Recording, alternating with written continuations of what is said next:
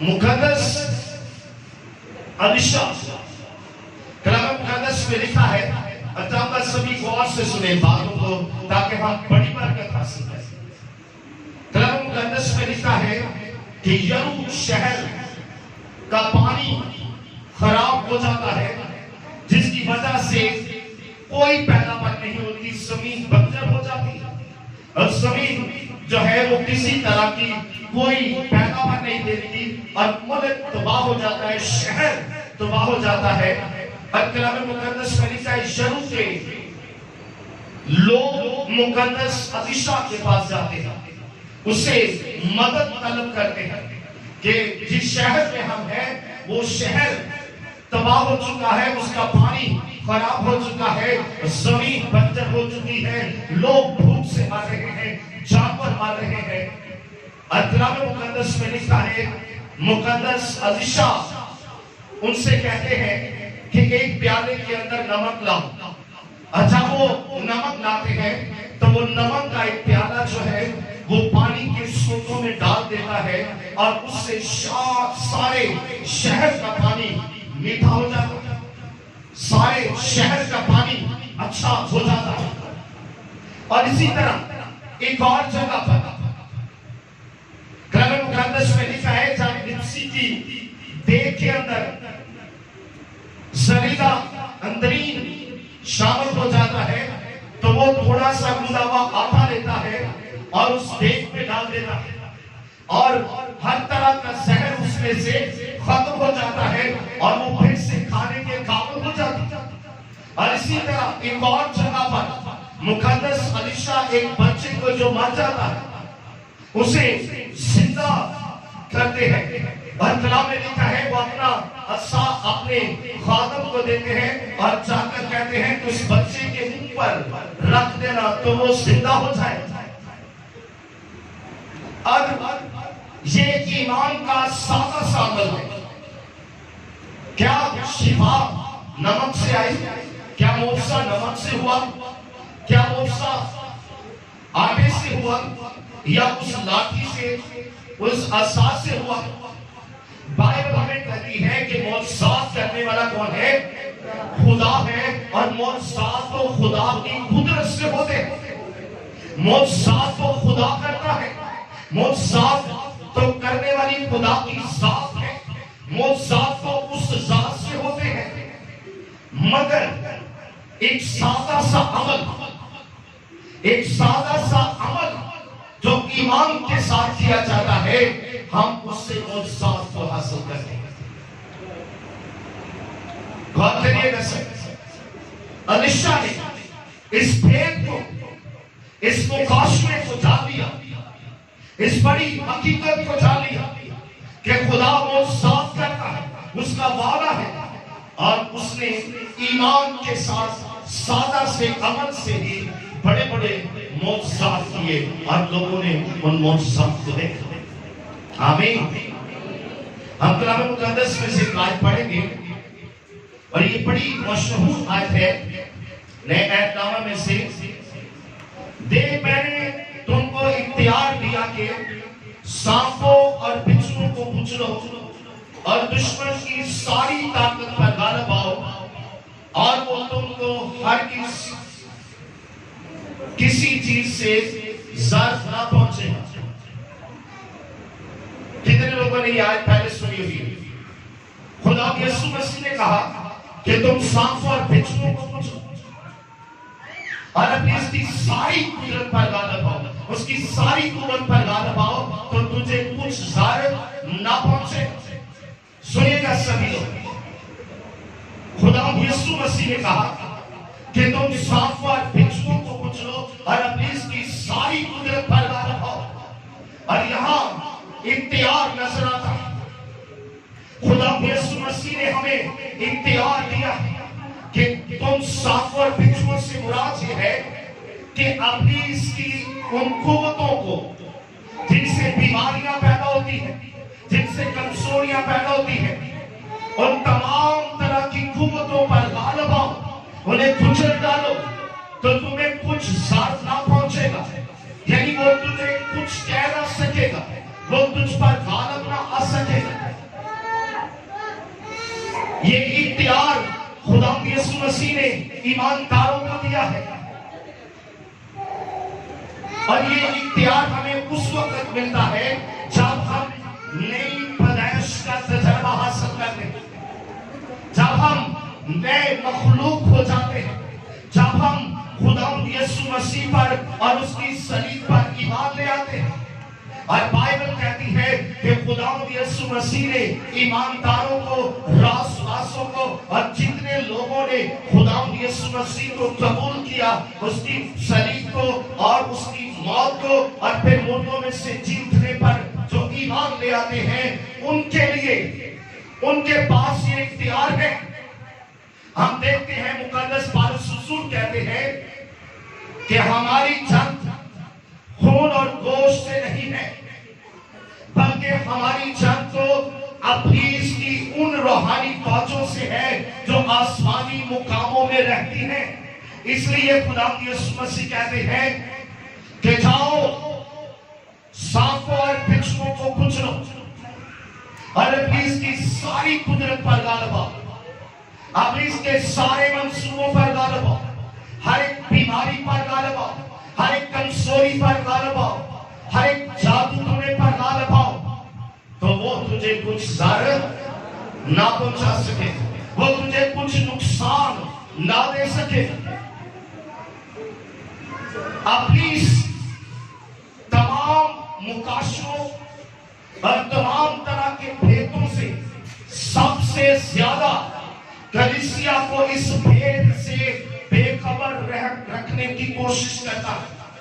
वो नहीं चाहता कि कलीसिया जो है, ईमानदार लोग जो है, वो इस भेद को जान ले, इस भेद को सीख ले, इस मुकाशरे को सीख ले, क्योंकि वो जानता है कि जैसे ही कोई ईमानदार शख्स इस बड़े भेद को, इस बड़े मुकाशरे को जान जाएगा, तो वो उस पर गालिब आ जाएगा।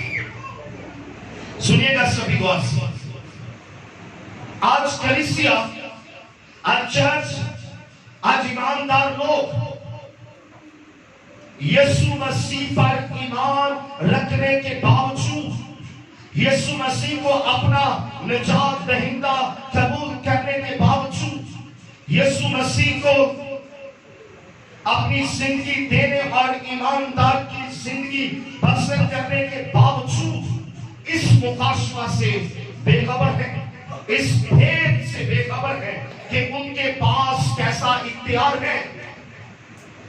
खुदा यीशु मसीह ने हमें ये इख्तियार दे रखा है कि हम जमीन पर इब्लीस, उसकी फौजों, उसके मंसूबों, उसकी तमाम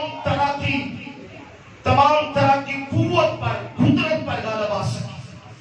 मगर आज भी कलीसिया खौफजदा इब्लीस से आज भी डरी हुई है, आज भी दुख के अंदर है, आज भी मुसीबत उठा रहे हैं। मैं आपको एक गवाही बताना चाहता हूं, सुनिएगा। 2 दिन पहले की बात है कि मेरी बीवी अचानक बीमार हो गई और उसके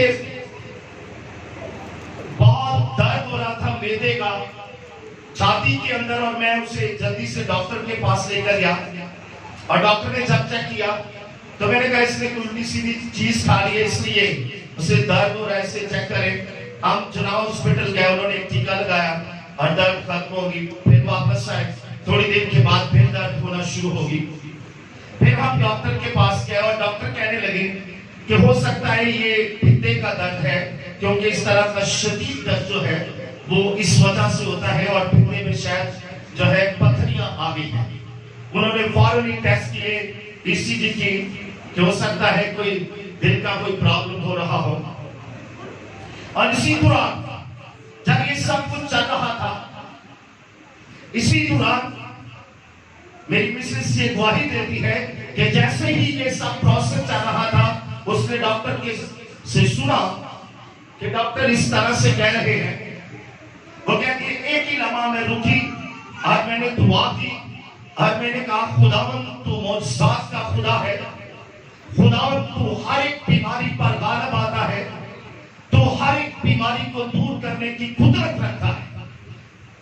जैसे ही वो कहती मैंने बीमारी को डांटा, एक लम्हा के अंदर वो सारा दर्द गायब हो गया, एक लम्हा के अंदर।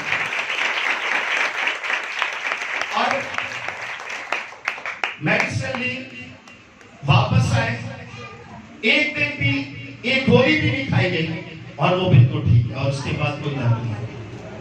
यानी जब हम उस इख्तियार को जो मुझे और आपको दिया गया है, उस इख्तियार को जान लेते हैं, समझ लेते हैं, इस मुकाशवा को, इस भेद को समझ लेते हैं, तो हम हर तरह की मुश्किलात पर, हर तरह की बीमारियों पर, हर तरह की कमजोरियों पर, हर तरह के अबलीस के मंसूबों पर गालिब आ सकते हैं।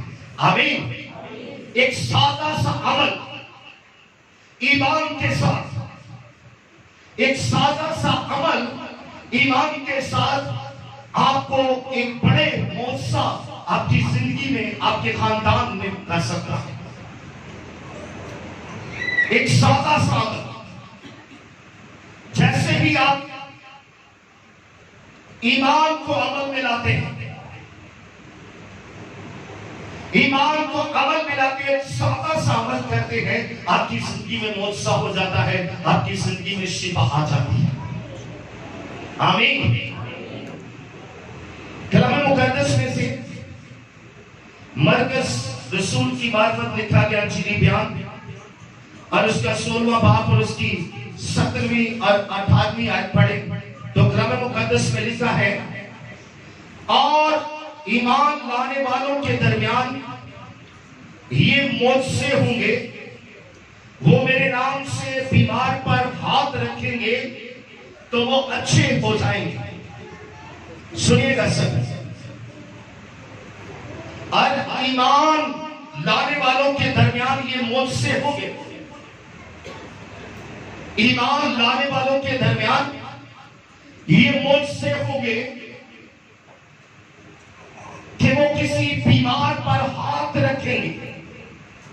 अगर वो किसी बीमार पर हाथ रखेंगे तो वो अच्छा हो जाएगा।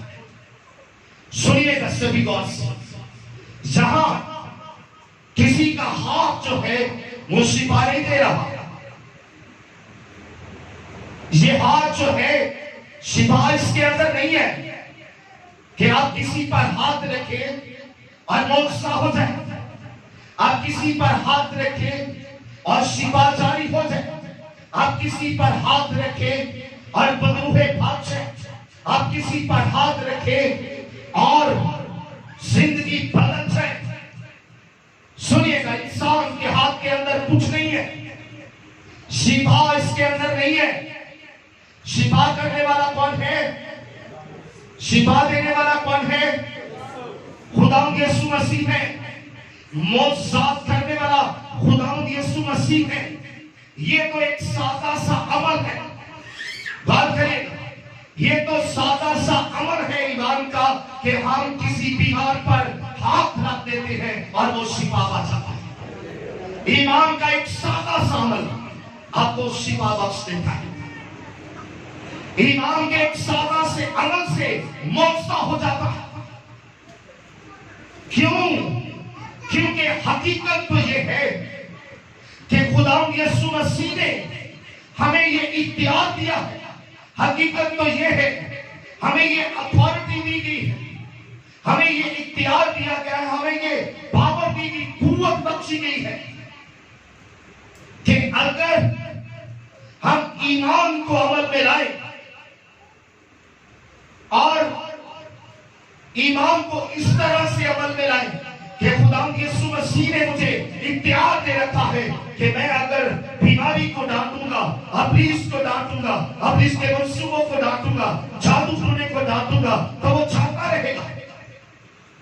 तो यकीनन आपका, आपके ईमान का छोटा सा सादा सा अमल जो है वो आपकी जिंदगी में शिफा को जारी कर देगा, आपकी जिंदगी में एक बड़ा मौका हो जाएगा। कितने लोगों को समझ आ रही है?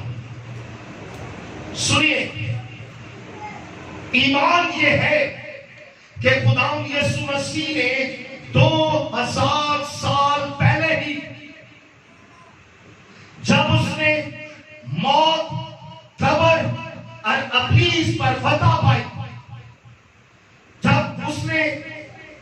पस्ती, अब्लीस को, मौत को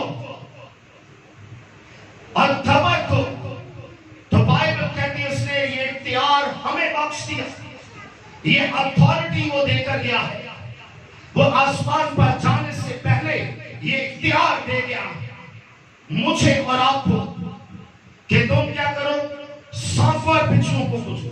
ये सांप और बिच्छुओं से मराद ये है, यानी अब्लीस की कुव्वत जो है, जिसमें बीमारियां हैं, कमजोरियां हैं और हर तरह का जादू टूना है और हर तरह के अब्लीस की शरारत की स्पिरिट्स है और हर तरह के दूसरे काम है, तशबीहाती तौर पर कहा गया है।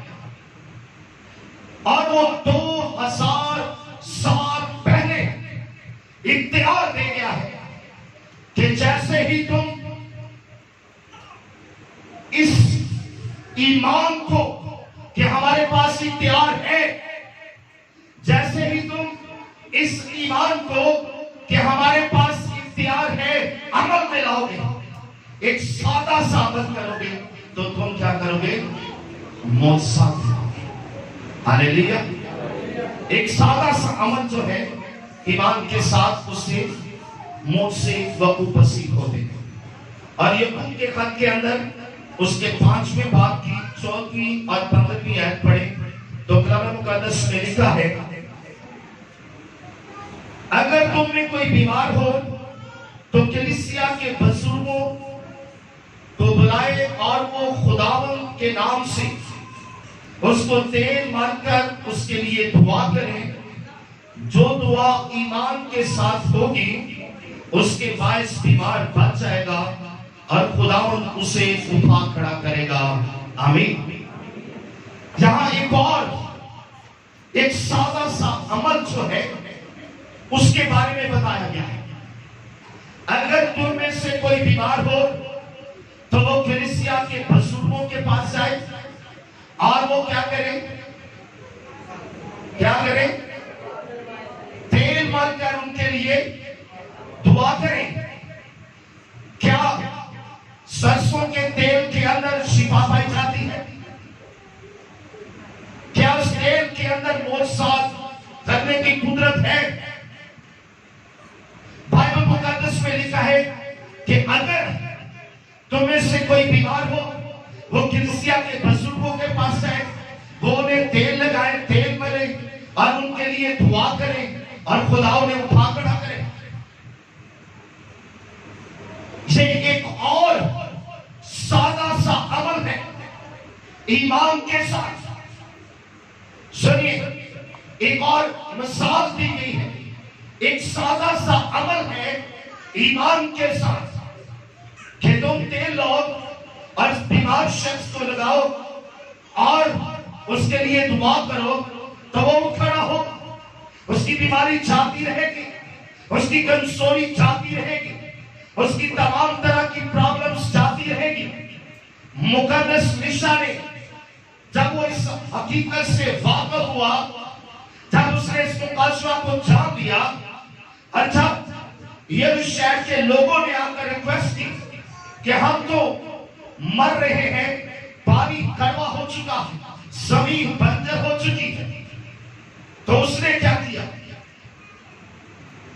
उसने ईमान का सादा सा अमल किया। एक प्याला में थोड़ा सा नमक लिया और उस पानी में उंडेल दिया और पूरे शहर का पानी मीठा हो गया। यह है एक सादा सा अमल ईमान का। जैसे ही हम एक सादा सा अमल करते हैं ईमान का, हमारी जिंदगी में मौत साथ होना शुरू हो जाता है। ईमान का मुजाहिरा करना, ईमान के साथ आगे बढ़ना, ईमान के साथ कदम उठाना। आप एक कदम, सिर्फ एक कदम भी ईमान के साथ बढ़ाते हैं, आपकी जिंदगी में खुदा का जलाल साथ होता है। आमीन। कितने लोगों को समझ आ रही है? हम कई दिनों से इन बातों को सीख रहे हैं कि मेरे और आपके पास एक इख्तियार है, खुदा यीशु मसीह का इख्तियार है, मुर्दों को जिंदा करने का इख्तियार है, बीमारों को शिफा देने का इख्तियार है, बदरूहों से रहा करने का इख्तियार है, अपनी इसकी सारी कुव्वतों पर और उसकी सारी कुदरत पर गालिब आने का इख्तियार है। वक्त जानने की और उस इख्तियार को अमल में लाने की जरूरत है। हालेलुया। उस इख्तियार को अमल में लाने की जरूरत है, ताकि ना सिर्फ अपने लिए बल्कि आप दूसरों के लिए भी वसीला बनते शिफा। एक और छोटी सी मिसाल हम कलाम मुकद्दस में से देखेंगे। मुकद्दस यूहन्ना की मार्फत लिखी गई अंजील उसका 9वां बाब, और यहाँ एक खूबसूरत वाकया मौजूद है कि खुदा यीशु मसीह ने अंधे की आंखों पर पट्टी लगाई और उसे कहा कि जाकर क्या कर, सलोक के पास में उन्हें धो ले।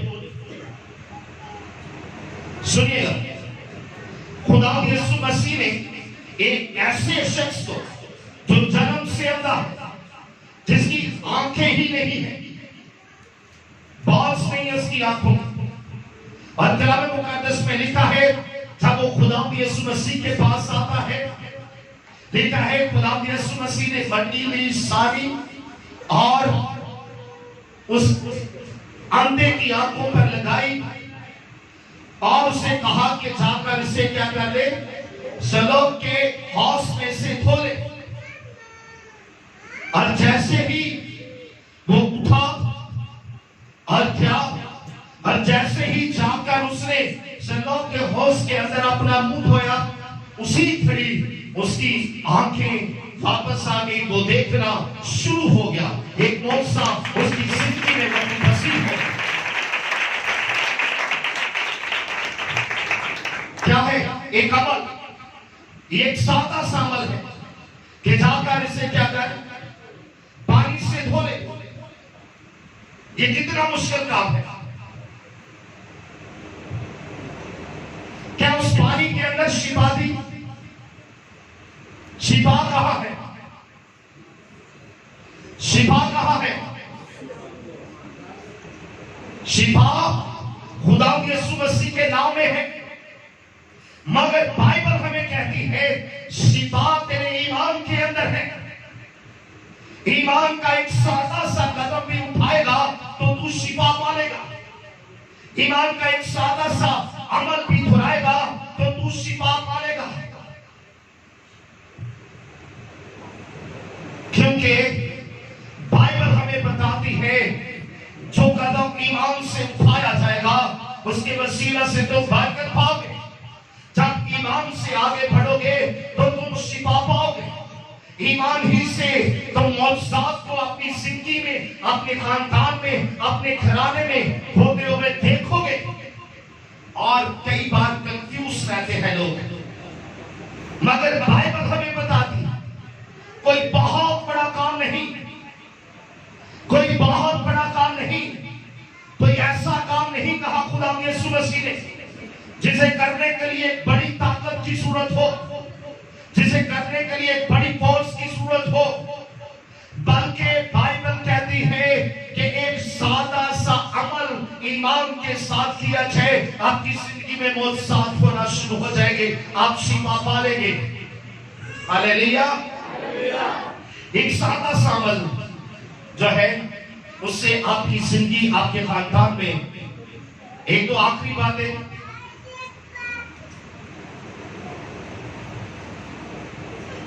बाइबल कहती है ईमान बगैर ईमान के क्या है? ईमान बगैर ईमान के मुर्दा है। यानी वो ईमान, बहुत से लोग ये दावा करते हैं मैं ईमान रखता हूं कि खुदा यीशु मसीह मौजूद करता है, मैं ईमान रखता हूं कि खुदा यीशु मसीह के नाम में शिफा पाई जाती है, मैं ईमान रखता हूं कि खुदा यीशु मसीह शिफा देता है। मगर ये ईमान मुर्दा है उनकी जिंदगियों के अंदर, क्योंकि वो इसके साथ अमल नहीं कर रहे, और इसीलिए ये ईमान उनके लिए कोई फायदा नहीं देगा। ईमान के साथ ईमान की सूरत है, अमल की सूरत है। एक सादा सा अमल, एक सादा सा कदम उठाना, एक सादा सा अमल जो है वो आपकी जिंदगी में एक बड़ा बोझ ला सकता है।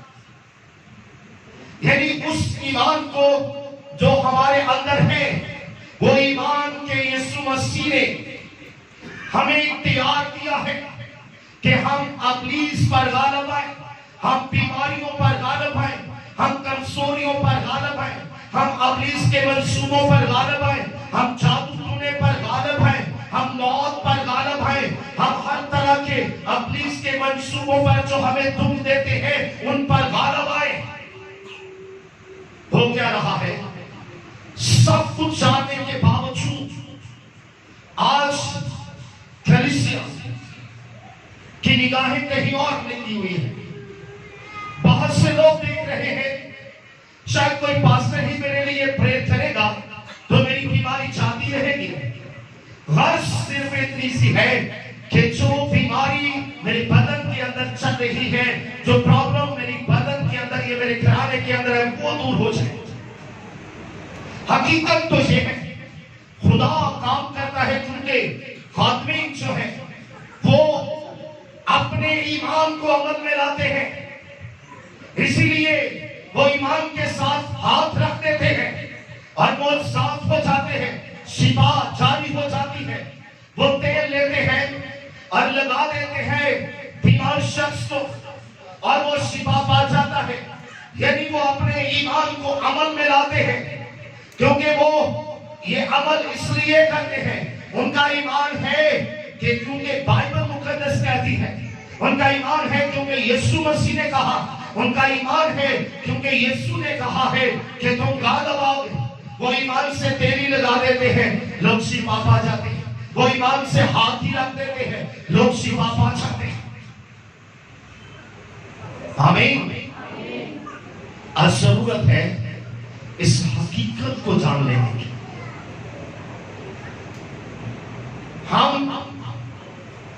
मैंने बहुत से लोगों को देखा है जो ईमानदार होने का दावा करते हैं, है भी।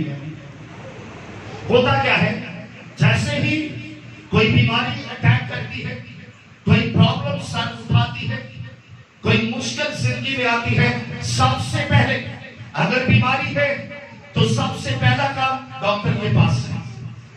अगर कोई मुश्किल है, रिश्तेदारों को और कोई ओहदेदार जो है, जो सेक्रेटरीट लोग हैं, फौरन से चाहता है कि किसी ऐसे शख्स से बात की जाए जो किसी अच्छी पोस्ट पर है, हम ठीक हो जाएंगे या ये हमारी प्रॉब्लम हल हो जाएगी।